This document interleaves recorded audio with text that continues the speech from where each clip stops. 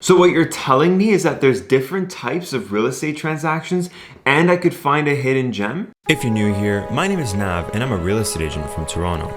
I started this channel to create inspiration and guide millennials to success. We talk about personal finance, investing, and entrepreneurship. Make sure to hit the bell, the like button, and the subscribe button to keep up with the latest content. What's going on, you guys? Welcome back to another video. In today's video, we're going to be talking about resale transactions, pre-construction, and assignments.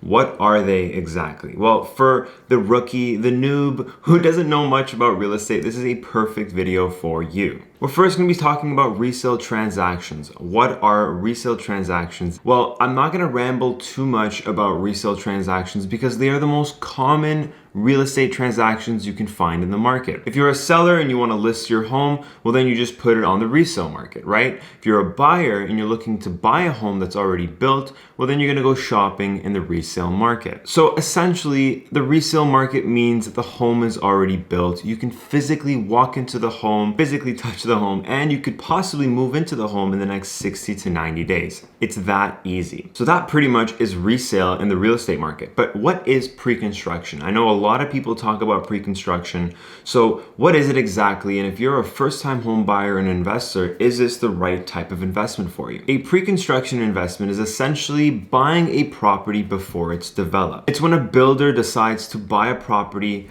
build a vision behind that property, and sell you the dream. This is one of the most popular ways for first-time homebuyers and investors to get their hands in the real estate market. The reason why is because the way the deal is structured. You see, when a pre-construction development launches, it usually takes about 3 to 4 years for the project to get completed if it's a high-rise condo. If it's a low-rise development like a detached home, then it might take 1 to 2 years. But essentially, when you buy a pre-construction development, you actually pay the builder a 20% deposit, but with interest. So essentially, you're not paying 20% upfront like in a resale transaction. You actually pay them in installments. What it usually looks like is it's 5% in 30 days, 5% in 120 days, maybe 5% in a year, and 5% in 2 years. It's a lot easier for you to come up with that down payment when you're paying in installments. So if you're a first-time home buyer and looking to buy a brand new home, but you know you're not ready to move into a home now, then pre-construction would be perfect for you because you not only get to build up with the installments on your down payment,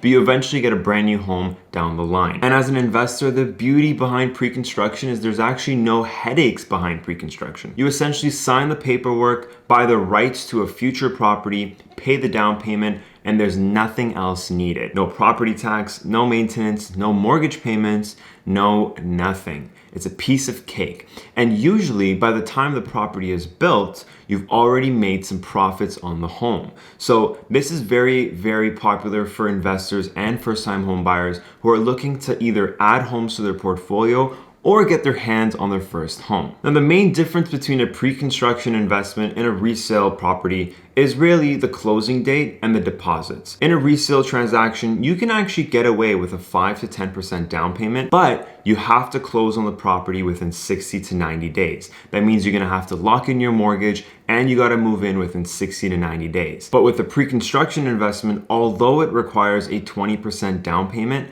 it's paid in installments, so it's a lot easier than coughing up like 10 to 20% on a resale transaction, and you don't have to close on the property. It's actually just down the line in the future. So you pay your installments now and you get the keys in a few years. But there's also one more type of real estate transaction that either many are not familiar with or it's just too complicated. And it's actually called an assignment transaction. So a real estate assignment transaction is essentially when someone has already bought a pre-construction development and now they want to sell their contract. They literally want to take that piece of paper that they've signed every page and now they want to sell the rights of this property. Now, an assignment transaction can actually go two ways. Either you can find the hidden gems where the sales are distressed, people are not prepared for closing, they've already waited a few years and they probably need more time, or maybe they're going through a divorce. Whatever the case may be, they need to get this contract off their hands because they're really not ready to close on the property. There are other times as well in the market where things are so hot, there isn't enough inventory in pre-construction, and people really just want brand new homes, so then they go after the assignment market. Although both scenarios do exist,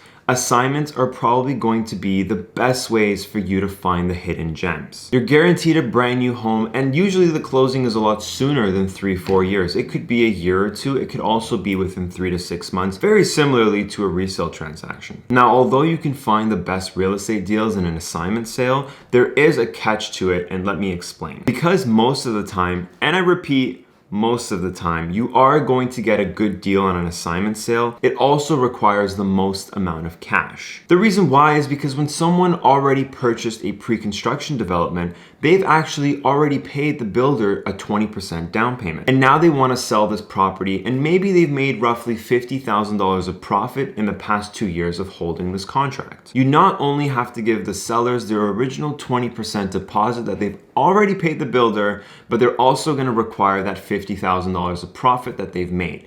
But you could structure the deal in a way where you either pay the $50,000 upfront, or you could actually pay the $50,000 in profit on closing. So it really just depends on how you structure the assignment sale. So maybe just speak to your realtor about that. So what do I recommend when it comes to these 3 different types of real estate transactions?